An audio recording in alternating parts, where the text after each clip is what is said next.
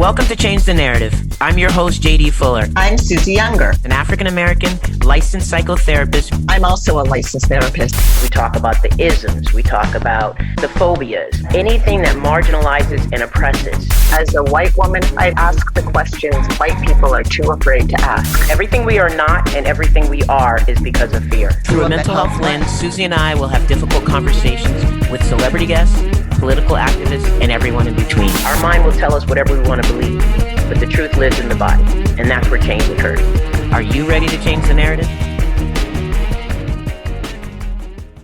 We think it's accurate to say that 2020 and weeks into 2021 have been filled with chaos and immeasurable stress that's led to increases in alcohol, substance abuse, and every form of addiction. Our two guests today are going to share their personal stories of their friendship and their personal relationships with addiction and recovery. Barry Brown is currently the Senior Director of National Marketing Communications for Kaiser Permanente and has been sober for over 33 years. And Michelle Palmer currently works for the LA County Department of Public Health, Substance Abuse Prevention and Control. Welcome, the two of you. Thank you. Well, nice to be here. Thanks for willing to come on and share your story with us. I just think it means so much when people can humanize the story of addiction and understand the journey and what it takes. So, and I have so much respect for you both, and I appreciate you coming on to talk with us today. So let's tell everyone first and foremost how the two of you met. You want to go, Barry Brown? We met in a meeting of Alcoholics Anonymous. It was actually my first that I went to, and we met and we had Alcoholics Anonymous. In order to get the program and stay sober, you are suggested strongly that you get a sponsor. I was asked to go to a particular meeting by a counselor at the recovery place that I was in. I begrudgingly went to this meeting. I dressed all up for it, and they introduced me to the lady that was going to be my sponsor. That's a whole nother story. And she also was sponsoring Michelle, and we just became really good friends with the sponsor as the catalyst. Oh, that's great. That's cool. Michelle, you want to add anything? Yeah, I mean, I was there. I had been sober almost a year when Barry drove up, and we were so in anticipation because we had heard she was coming. And she came dressed to the nines, and we were like, what kind of new person is this? And, initially I was like, oh, I don't know about her. She's got an attitude, but a lot of us come in with attitude. And our sponsor at the time was very much into family and connecting, and she just created a tribe of women who were looking all for the same thing, to change our lives and find family. And over these years, I mean, I've known Barry now 33, almost 34 years. Those are the longest relationships I've ever had. And I mean, she's my sister. Period. I love it. So we have a lot of stories. Yeah, we're hoping to get into a couple of them. So when did each of you know you had a problem? Oh my God. With addiction specifically. Yeah. Go ahead, Michelle. It's a progressive thing. So initially, I was just having fun, and then it got, it went from, maybe on the weekends to all through the weekend, through now it's going into Monday and Wednesday, and then it's every day. And the drugs and the alcohol, progressed. I mean, as far as what I was taking and what I was doing and the trouble I was getting in behind it and what I was willing to do for it. So I would say basically I had come here from California. I would say probably after like my third time at Civil Brand, which was the old LA County jail. Oh, okay. I realized there's really something happening. But even at that point, I had no control. I had no defense. I was in there with the chaplain, and we were praying that I wouldn't come back. And as soon as they let me out, I had to go get me a drink. So it was at that point that I really realized, you know, I'm out of control. I mean, I have no control over this. I have to do it. But that still didn't warrant me seeking any help. Yeah. Barry, when did you first realize that you had a problem with addiction? Well, I mean, I will agree with Michelle. It's a progression. I don't think that when you come in, that you're thoroughly convinced that you have a problem, right? I mean, that the thing with alcoholism, addiction of any kind is it's centered in the thinking, and so it's not an external disease. It's an internal disease that starts from way before you even pick up or drink a drug or whatever. And I was no different in that. I tried a lot of different things. I tried to stop a lot of different ways. I tried to control it and manage it. And even in spite of multiple jail stints, multiple robberies, and just complete and total chaos in my complete. There's zero in the beginning. There was a little bit of fun, and there was a little bit of some nice limousine rides, hanging out with friends, doing a little coking behind the limousine, in the back of the limousine car, going to concerts. It was a little fun, but then because I already had the thinking around that internal stuff, not enough, mommy and daddy didn't do this, didn't have what I needed to have to cope with life. That was the mechanism for me. And so as soon as I picked up that drug, I was like, life was on fire for me. It was like, okay, this is good now.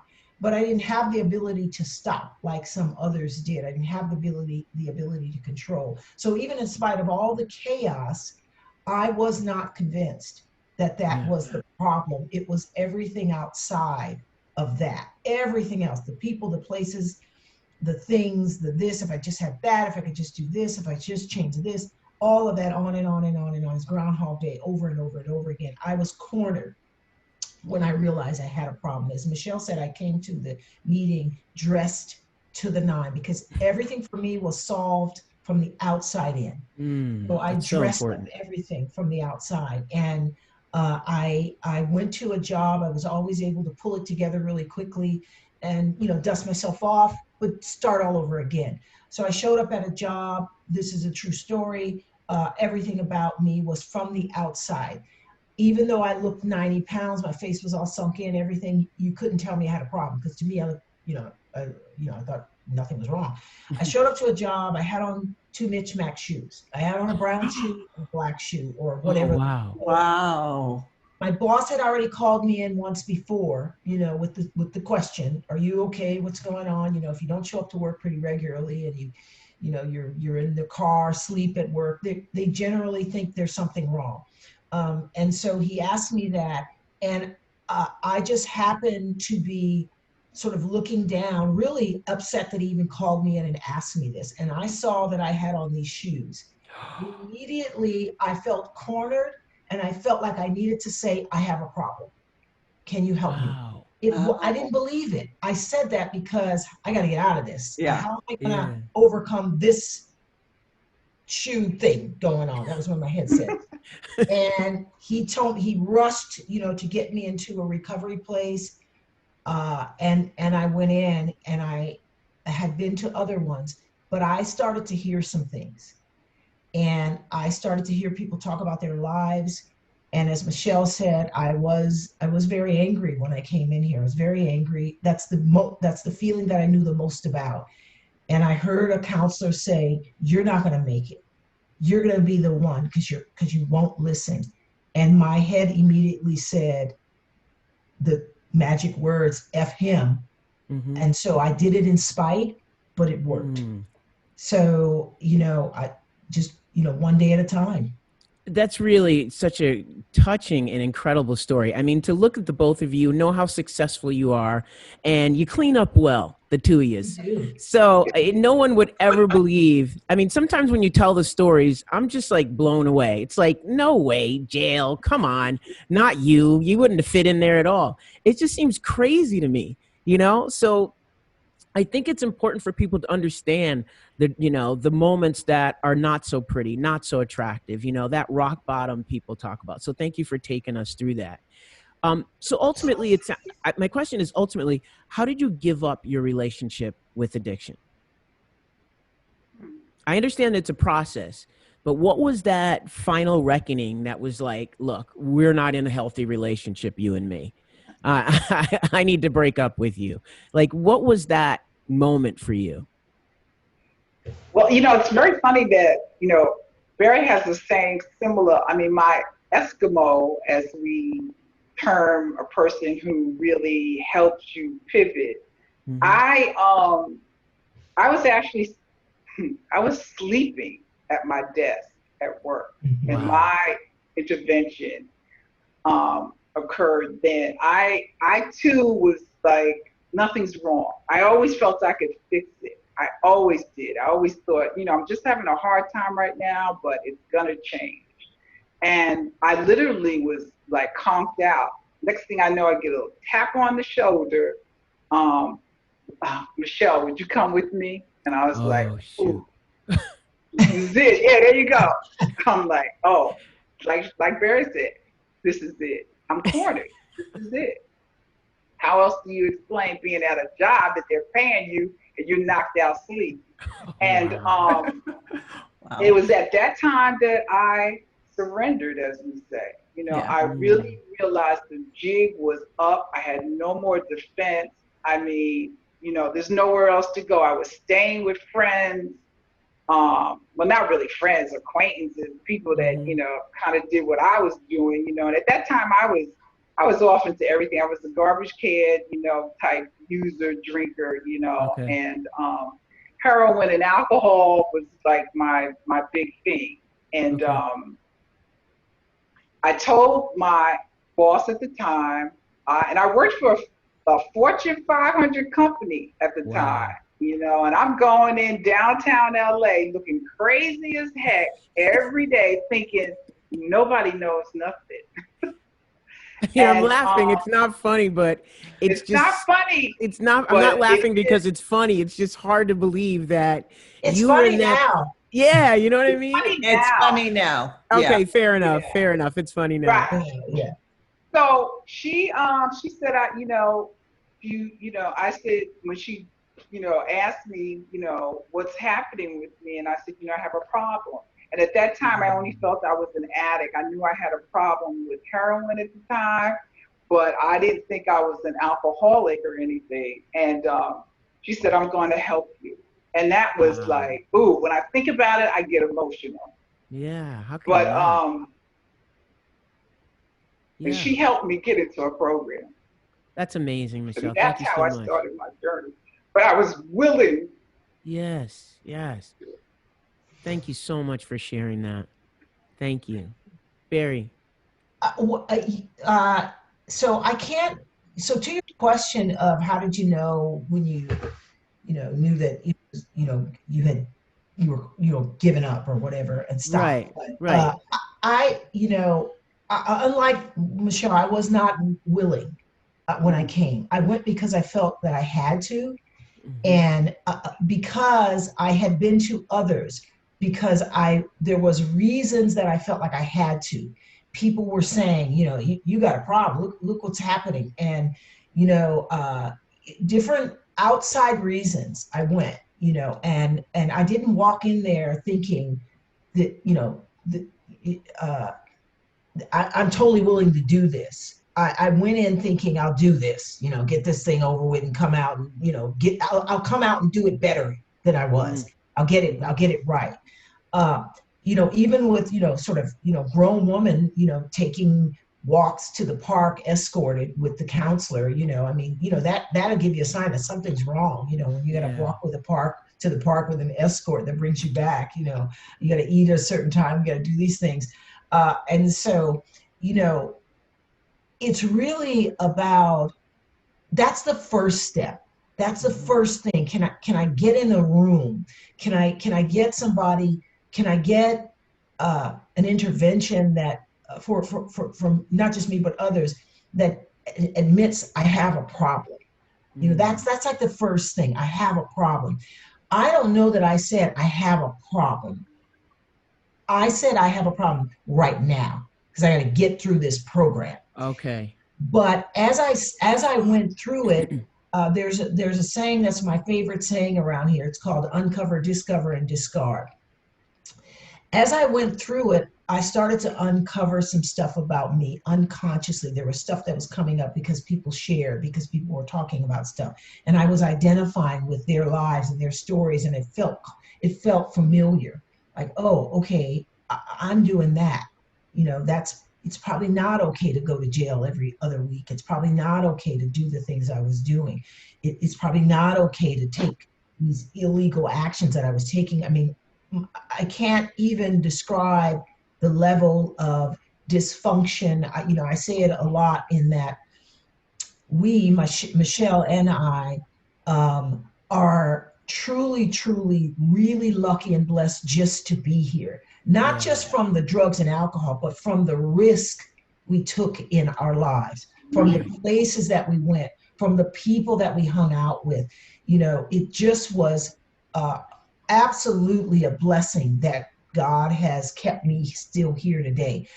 I think for me, I became willing because it started to be better. I started to get some clarity. I started to see straight, you know, and so I became more willing to stay here. And I started to do some work on myself. And I started to understand that I was doing this because of that. This was happening to me because of this. And as you said earlier, you know, looking at us, you'd never think that. And that's absolutely what happens. When I sit in the world today with my executive colleagues and this, that, and the other, if they knew my story, I don't know theirs might be just as, you know, whatever, but if they knew my story, I don't think they'd believe it either. But the fact is, I have to work this program still. I have to go to meetings. We have to do this thing still, because it truly is a one day at a time thing. I like to tell the people that I sponsor, if you're not working a program, you're looking for a fix somewhere. And it doesn't have to be more drugs and alcohol. It can be the sugar, it can be the chaos, it can be whatever you might be addicted to in your head that tells you, I need this to check out. I need that to check out.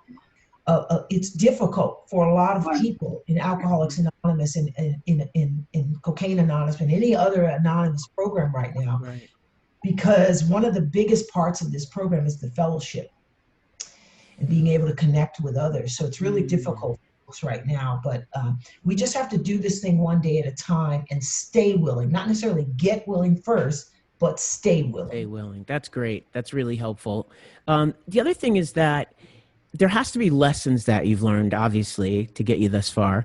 What's the greatest lesson you've learned from your addiction? You know, that it's centered in my thinking. Yeah. You know, it never was an outside job.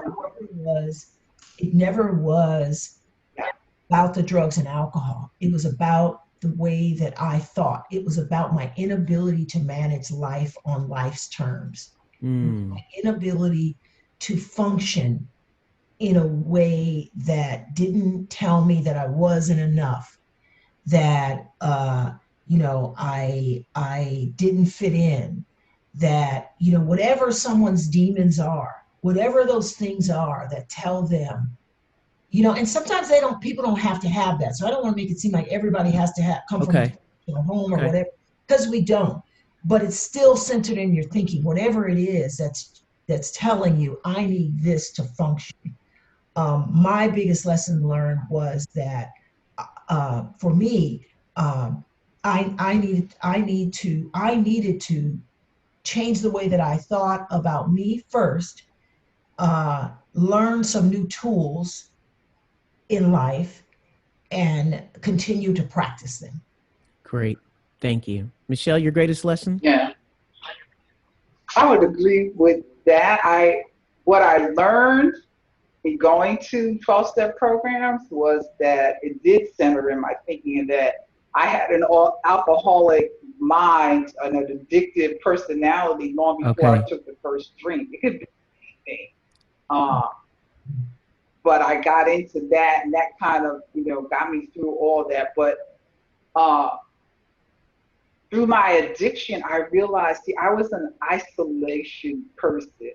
I felt like people didn't understand me, and I was disconnected. Oftentimes, I would be in my room, just me, my music, my black light, my Angela Davis posters, Right on. and I'm just Nothing wrong with that. great. Nothing wrong with that. They don't understand. Yeah, right. They don't understand me. And I felt disconnected. And what I have found out by going to meetings and stuff is that I needed to connect with a power greater than myself. Because I always felt like I had to be in charge of my life, that people weren't going to protect me, that everybody was full of crap. And so I'm going to run my life. And I did. I ran it right in the ground. And having, that is one thing that I treasured about these last 34 years, is that I don't feel so different and apart from. I have people that I can take a risk with. I have people I trust, with everything. And, it's just a beautiful life. But there, like Barry said, I have to do some work. I didn't just, this just didn't happen to me overnight. I didn't have these thoughts and be here overnight. I had to go through some things, and I had to commit to the process and practice, which I'm still doing. I'm still practicing. That's one of the reasons why Barry's one of my best friends. And she's my sister, so she's like above that. But there's a few of us, and there's a lot of people, all I know over. what you're saying, though. But we have a group, and all of us are really into, trying to be better people, just trying to stay sober and be better people and be more of what God wants us to be. And so Understandable. I treasure all of them as well. Great lessons, you two. I just want to say this right quick, is that, Michelle is 34 years, I have 33. And to somebody who, is just getting this or trying to get this or whatever, that seems like, oh my God, that's like, incredible amount of time. It is, we're out of it. But it is a one day at a time thing, it's just crept up that we now have 33 and 34 years. But it's been a truly just a one day at a time thing. You know what I mean? I appreciate you saying that. Yeah, there's days we feel just like that person who walked in just the other day, trying to pull it together. Right. That means so much. They're trying to shake off the addiction, but the thinking, like I say, can be the same. Yeah. Go ahead, Suze. Well, first of all, you guys are magnificent, and I have my own relationship with recovery, so I really am listening to everything that you're saying. What is the most important thing to know about recovery during the pandemic, in the middle of an increased awareness about white supremacy, racism, and all the other stressors that are going on? What advice do you have for people right now in the middle of a pandemic? What's the most important thing to know? Barry? Michelle? I was going to say that, alcoholics are very resourceful. We're survivors, and thankfully we jumped on Zoom immediately. I remember going to my job and saying, and I work in substance abuse prevention, and I'm like, oh no. Program, we're using Zoom. We're connecting, So I would say through this time that the first thing is, thank God we have, Zoom, and we still can have some sort of connection, because that's what's so important. Yeah. Um, I think that there is a lot out there that is happening, but just focus on how you want to be better. This is one of the things that I think that I have survived. There's been a lot going on, you know. And yes, I may have opinions and all that, we all do, but I know I can come to a meeting, I can share about how I feel, you know. I can have friends that I can talk to, and I think it's very important to get a support group that you can talk to. You know, they teach us to get a sponsor and all that. That's great, but they may not be available. You know, prayer, meditation, you know, get quiet. You know, I mean, what I have learned in program is that I am powerless over those things. All I can deal with is just my behavior, try to get some relief with my alcoholic thinking, you know, and just, keep coming. Like Barry said, one day at a time. Connection and community. Yep. Yeah. That's what's been created even now. You know, there's a saying that we have in Alcoholics Anonymous called, and the same for, Cocaine Anonymous, and the other anonymous drug addiction programs, is just don't drink or use no matter what. So no matter if your ass is falling off, pick it up and go to the meeting. That's great. And so, you know, even if it's a Zoom meeting, you know, when we came around here, Michelle and I, there was a different type of what we call old timer. You know, Michelle and I are considered old timers because we have so much time. I don't like the word old timer, so I've changed it to long timers. But they were very, very historically grounded in AA in terms of the foundation of AA. So if you were new and you came up to share at the podium or something and you were just brand new, they would tell you, sit down, shut up. We don't want to hear from you. You have nothing but to tell us about. Oh. They would tell you, stop walking around this meeting, just sit down, be quiet. They would come pick you up if you needed a ride to a meeting. Now, they still do that now, but they were very, very, in a very, very good way. Today, it's a different climate. You know, younger people, older people, middle-aged people are a little bit different in terms of how they manage their, you know, whether they want to be told what to do, whether they want to be given advice, whether they think they, you know, they even have a problem. So, you know, it is really important, as Michelle said, to establish a fellowship. Whatever works for you, whoever your crowd is, if they're working this program, if they're doing this thing the way that it's supposed to be done. One of the other things is don't rewrite the program. Don't make up your own steps. Don't make a program, because a lot of times that happens around here. But it's really important to stay close, as you said, connections and community. As Michelle said, just fellowshipping and continue to don't drink or use no matter what. Pick up the phone and call someone. Yeah, reaching out. Yeah. How do you both feel that class and race play into people getting help for what they need? Well, I don't think that shows up as much. It does as much in the rooms of Alcoholics Anonymous, in the rooms. What about at home? Yeah, well, yeah. And so I was going to say that getting them into the rooms because of social economics, racism, bigotry, things that are happening in their lives that give them less hope, that give them less motivation to do something different in their life, absolutely exist, you know. So my Black and brown brothers and sisters are less likely to come into a program to have access to the same type of program and healthcare and need and assistance that some of my white brothers and sisters have. And so that's a problem, right? We are more than likely to go to jail before we are offered recovery. And so that's a problem. In the rooms, when you can get in here, there is less likely, it doesn't not happen, but it's less likely for them to see, unless you're in different areas, right? to see you as a person by color first.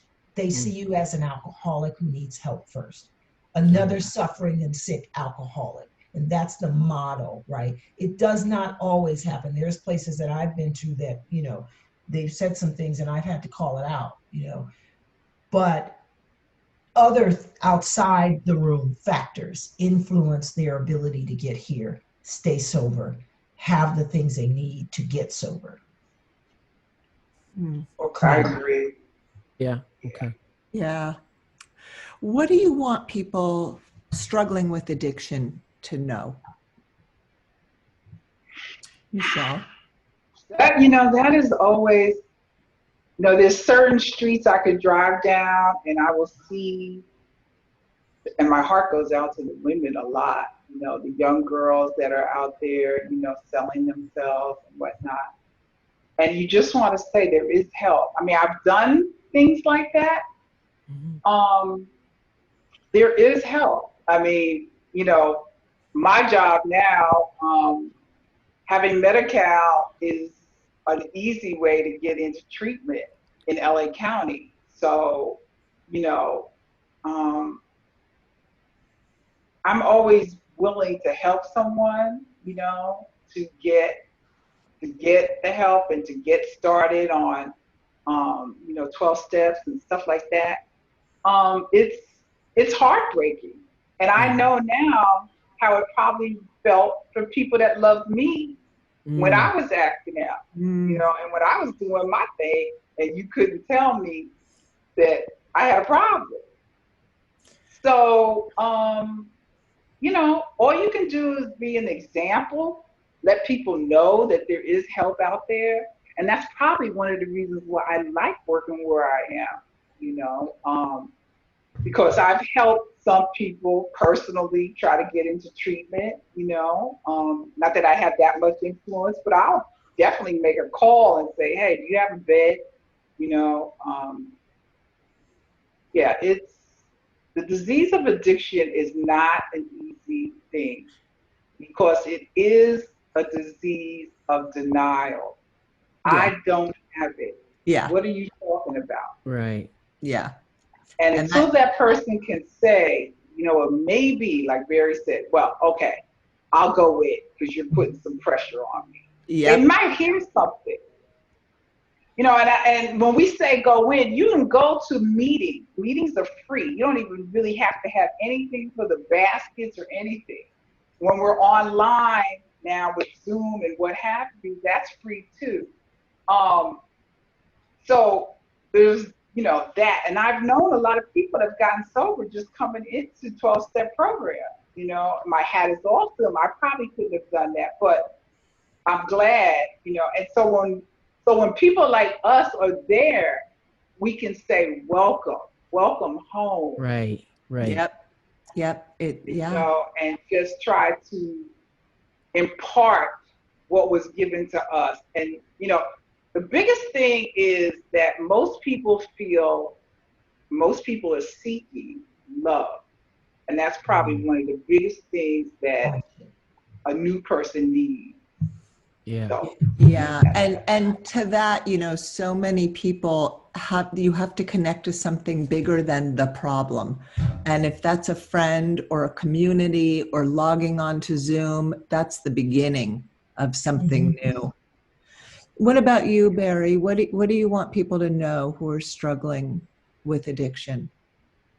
That this program works.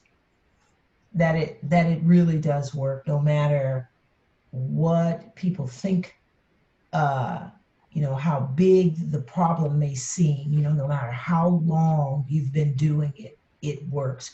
I cannot tell you how many people we have seen that have, you know, been in jail 10 years or whatever and come out and get this program. How many people have lived in Skid Row in cardboard boxes for years doing this thing? And I mean, you look at them and they're the people that are pushing baskets, and they come in here and today they have master's degrees and bachelor's degrees.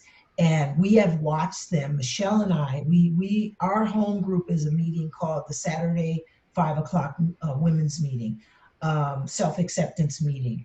And we have watched people with extreme levels of dual diagnosed mental health issues, coming out of jail, coming out of cardboard box living, just horrendous life. Ours was dysfunction and chaos, but we've got people that 3, 4, 5 times worse who own homes now. That's amazing. Who their lives would, just same as us, are not recognizable, but their stories are 12 times worse than ours. This program works, and this thing works. But as we said earlier, there has to be a small level of willingness. You didn't have to have it in the beginning, but you have to stay long enough to get it. They say, don't leave 5 minutes before the miracle happens. Yeah. The miracle is when you become willing. So you don't have it in the beginning, but whatever it takes. We used to have women, because the meeting that we go to is an all women's meeting, a lesbian gay meeting. Wait, you guys are lesbians? Yeah, Michelle. Oh, okay, good. Michelle is okay. My friend is. I have a girlfriend. I think she is. But we used to have women that came to the meeting because they thought they could find a partner or whatever it is. Yeah. And we said, whatever. Come for whatever reason you want to come for. Just stay. I love that. And they've stayed. Their genius. partners sometimes have left.